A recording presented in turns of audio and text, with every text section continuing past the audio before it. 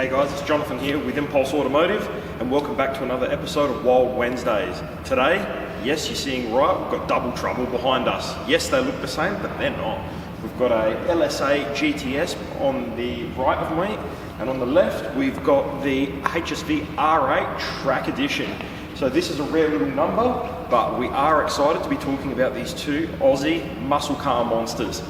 So the main differences between them is one supercharged and the other one is not, but one sounds beefier than the other. So guys, let's get started, have a look at some cinematics of this car, and then we're going to look at both cars in depth. So guys, strap yourselves in for a wicked, wild Wednesdays.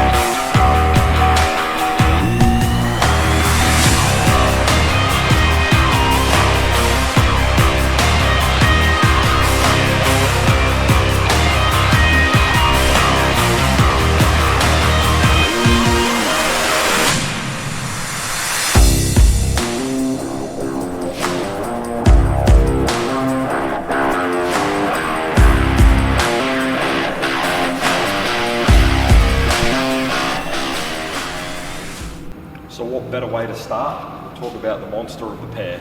So this is a 2013 VF Series 1 LSA GTS. So this is a part of the Holden Gen F series, which was the VF HSV range. So this particular example has a very low 63,000 kilometers on the clock, presented in black with an automatic transmission and a torque vectoring diff. Now for the guys out there that don't know much about the Holdens, maybe the guys watching overseas, these particular cars come out with an LS motor that is supercharged, that produces 430 kilowatts of power. Now for an Australian muscle car under $100,000 when new, that was mammoth power, mammoth power. Their direct competition was the Ford Falcon FG GT, and when they came out, they only had about 315 kilowatts. So it was a huge leap between competition, between the power of the pair. But this particular car is beautiful. It is very well presented. It's got full service history, full HSV compendium, full receipt booklet with everything that's ever been done to this particular car, i.e. servicing and just general maintenance. And the best part of this car, it is completely bone stock. So for those of you who are looking at potentially purchasing a HSV, this would be a prime example for your collection, being a very stock example with a few unique features. So one of the most unique features of this car is that when it was brand new and you were purchasing it not off the showroom floor, placing your order, you had the option of a black interior or a black and red interior. Now this particular car was optioned with the red and black interior. So through the cinematics you would have seen that interior, and it's just unique. It's a little bit different, but it's something we really like and it sets the car apart. So what we're going to do now is we're going to pop the bonnet on it, let you have a look at the car, and we'll probably just give it a little start, a couple of revs, let you hear that supercharger whine.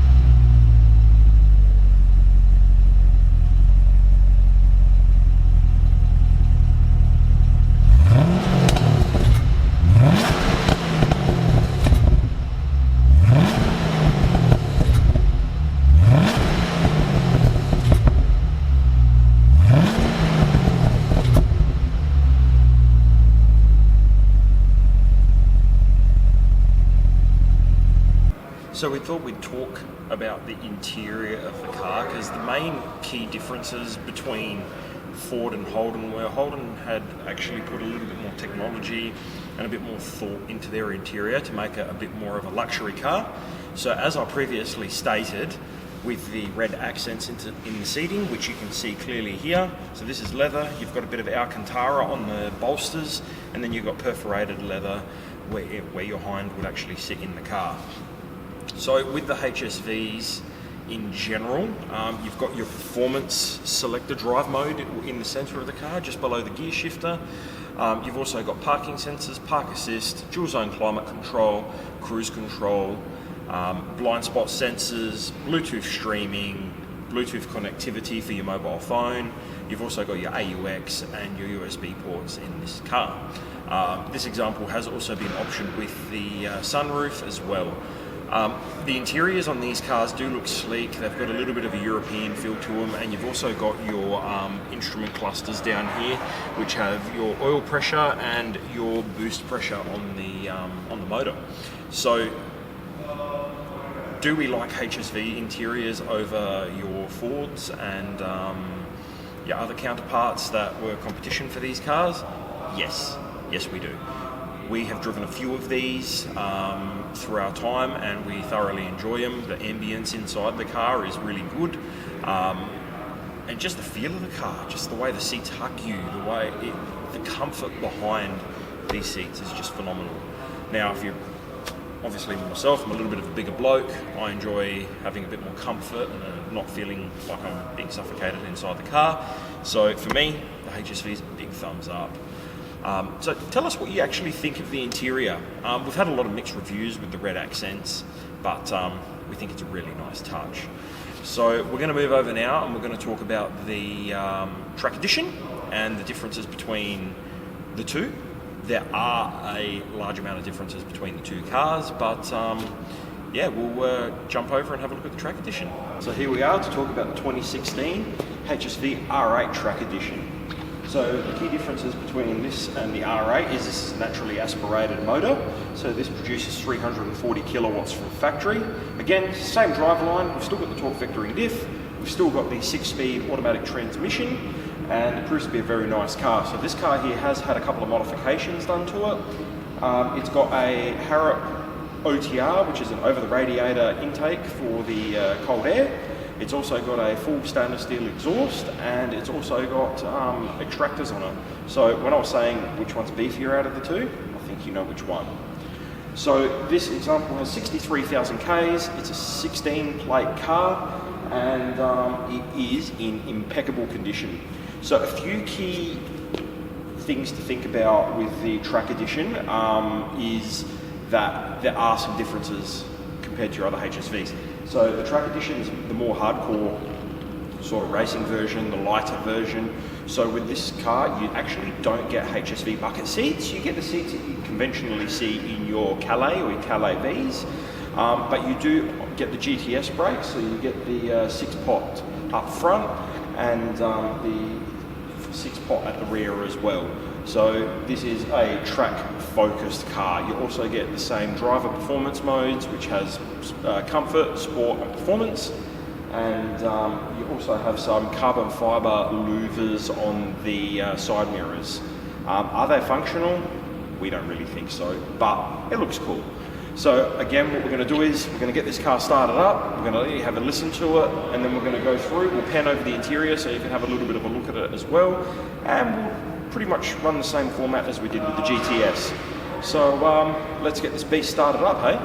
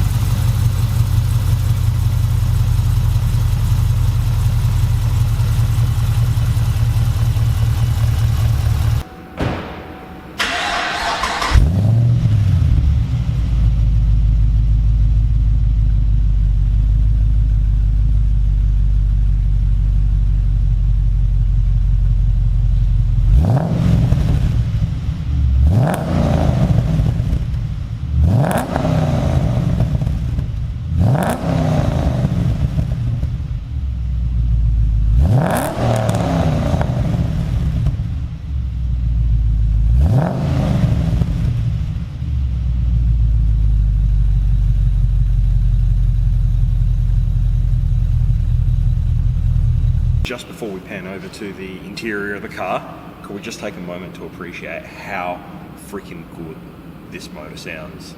With the extractors and the nice stainless steel exhaust, the OTR, it breathes a lot better, it pushes out the exhaust gases a lot better, and it just sounds like a fire-breathing dragon. It's a wicked, wicked motor. The 6.2 LS3 motors have to be one of my personal all-time favorites. Yes, I love the supercharged ones. Yes, they produce more power, but there's just something about a naturally aspirated V8 that just hits the spot. So as I was talking about before, this has had the OTR, so that's this thing here. That's by Harrop. So Harrop's an Australian company that designed that and put that on the car. You can purchase these aftermarket. And just on a little side note, guys, just a reminder that we do offer aftermarket sales and services for all your cars. So we can get exhaust, suspension, rims and tyre packages, pretty much anything for your car, including tinting and ceramic coating. We do have some very, very cool exhausts that we can get for these cars, and we can make them sound as good as this. So if you're interested, feel free to let us know. But now back to the video, we're going to pan over and we're going to have a look at the interior. We'll talk about those differences that I was explaining a little bit earlier. Alright, so here we are inside the Gen 2 HSV R8 Track Edition. So, the interior in this is a little bit different from the LSA GTS. First thing you would have probably noticed is the seats. These seats are pretty much the exact same as those that are in the Calais and the SSV Director's Edition. The only key differences is it's just got the black Alcantara and the HSV embossed on the headrest. You also get the Alcantara steering wheel, which is a very, very comfortable steering wheel, might I add. I have driven this car and I find it very comfortable to drive, a little bit more grippy when turning corners and whatnot. Obviously we can't go too crazy on the road, but it is very, very nice. Now this car also has your usual refinements, exactly the same as what the LSA GTS has. So you've got your Bluetooth connectivity, you've still got your driver modes, which is comfort, sport and performance. You've got your park assist, you've got your parking sensors, electronic handbrake, Bluetooth connectivity. And one thing I did forget to mention is both these cars have the Bose sound system and it sounds phenomenal. But realistically, when you've got a V8 that sounds like that, do you really want the radio on? I know I don't. Windows down, foot to the ground.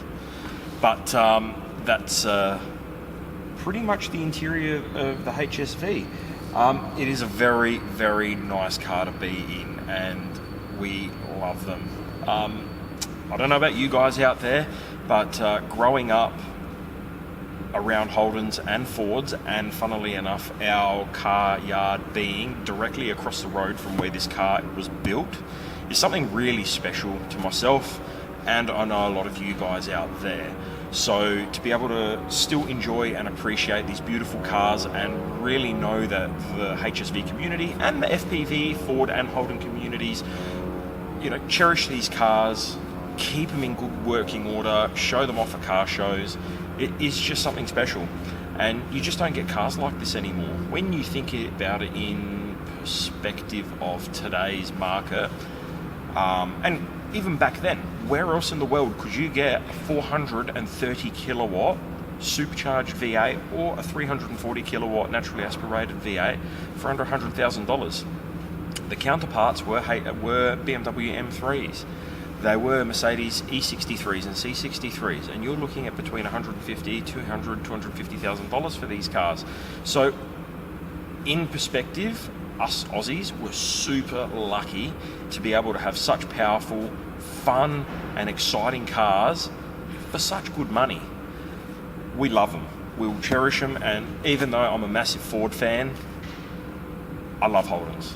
I think that they're special, I think they're awesome, and it's going to be a car which we can appreciate and love for generations to come. So guys, what I'm going to do is now we're going to set the camera up back in front of both the cars and we're just going to wrap this video up. Well, there you have it, guys. The LSA GTS and the HSV R8 Track Edition. So guys, both of these beasts are for sale. We've got $97,900 on our low kilometre LSA GTS, which has 64,000 kilometres. And we've got $89,900 on our Track Edition HSV R8. with 64,000 kilometers. So both really low K cars, impeccable condition, they sound great, they've been well maintained, they've got a fantastic service history. And guys, again, my little heartfelt speech in the car, I think that's the first time I've ever done that on camera, but it is so true. These cars, Holdens and Fords, are the lifeblood of what this country was built on. And I know that's a big thing to say, but we were so lucky to have these beautiful cars built in our country. And the fact that just behind that impulse sign, exactly 200, 300 meters across the road, is where they were built. We are directly opposite the birthplace of Holden and these HSVs. So it's something really, really special. And if you can afford to have these cars, or you do have one of these cars, take care of them, look after them, because they're going to be treasures for generations to come.